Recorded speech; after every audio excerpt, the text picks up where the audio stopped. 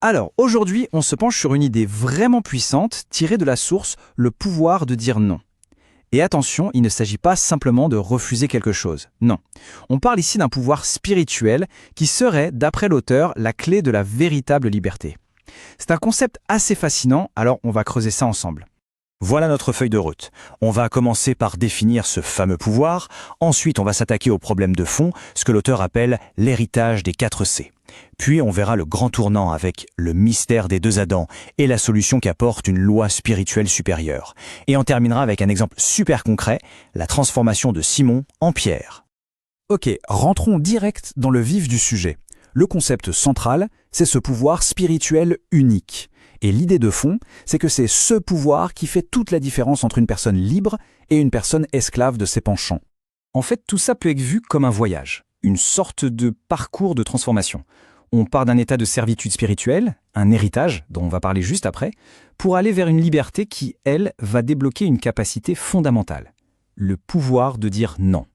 Bon, avant de parler de la solution, il faut qu'on comprenne bien le problème. La source l'appelle l'héritage des 4 C. C'est présenté comme un fardeau spirituel qui nous concernerait tous, sans exception. Voyons voir ce que ça cache. Le mot-clé ici, c'est vraiment héritage. L'idée, c'est que ce n'est pas un choix, mais une condition spirituelle dans laquelle chaque être humain naîtrait. C'est un état qui serait marqué par la condamnation et une forme d'esclavage spirituel, et tout ça remonterait à la désobéissance du tout premier homme, Adam. Alors cet héritage, il se décompose en 4 conséquences, ces fameux 4 C. Premièrement, une condition de pécheur. Ce n'est pas juste un acte, mais une nature, une inclination profonde. Deuxièmement, une condamnation à mort, vue comme un verdict. Troisièmement, une chefferie nouvelle. En gros, ça veut dire passer sous une nouvelle autorité qui mène à l'esclavage. Et pour finir, une communion perdue, c'est-à-dire la rupture du lien originel avec Dieu.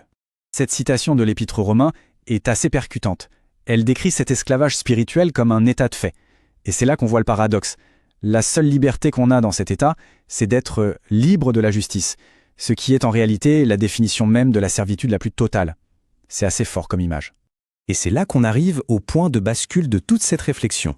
Si le problème vient d'un premier représentant de l'humanité, eh bien logiquement, la solution doit passer par un nouveau représentant. C'est ce que la source nomme le mystère des 2 Adams. Ce visuel met en lumière un contraste vraiment radical. D'un côté, le premier Adam. Sa désobéissance a entraîné des conséquences pour tout le monde. De l'autre, le dernier Adam, le Christ. Son obéissance, elle, ouvre une voie complètement nouvelle, une autre destinée. Le concept à retenir, c'est celui de la représentation. Ce que fait le représentant a un impact sur tous ceux qu'il représente. Cette autre citation vient vraiment renforcer cette idée. C'est un principe de symétrie quasi parfait. Si la désobéissance d'une seule personne a pu avoir un effet négatif universel, alors l'obéissance d'une autre peut, à l'inverse, avoir un effet positif universel.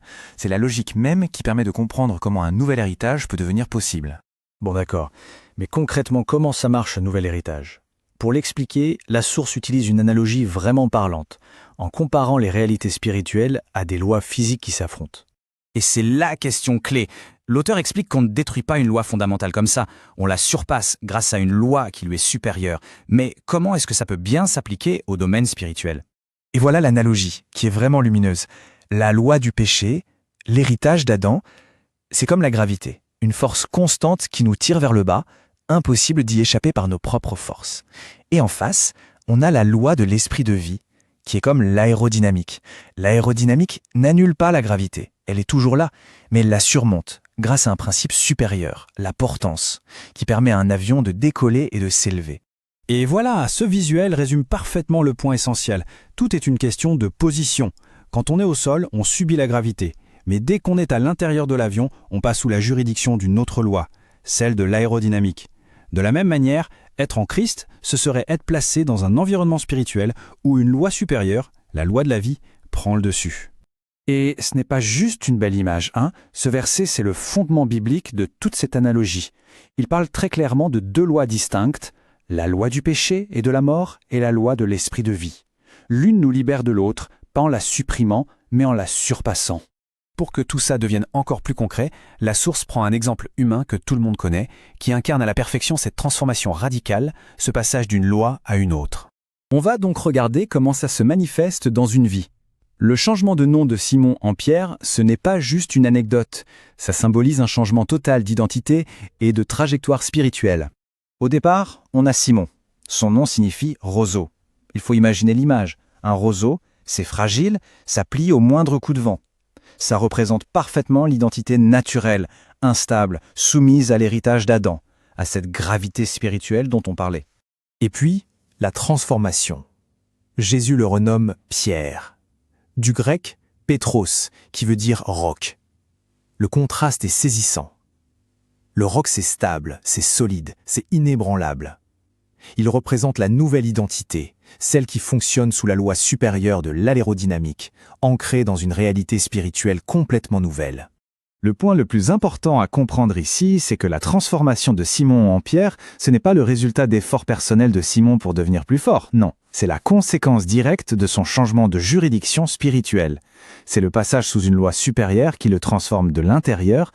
Allez, on résume tout ça rapidement. On est parti d'un problème de base, un héritage d'esclavage, les 4 C. La solution passe par un nouveau représentant, le Christ, qui met en place une loi spirituelle supérieure. On a vu l'image, l'aérodynamique, qui bat la gravité. Cette nouvelle dynamique, elle produit une transformation concrète de l'identité, comme le passage de Simon le roseau à Pierre le roc. Et c'est précisément cette nouvelle identité, stable et libre, qui est la source du fameux pouvoir de dire non.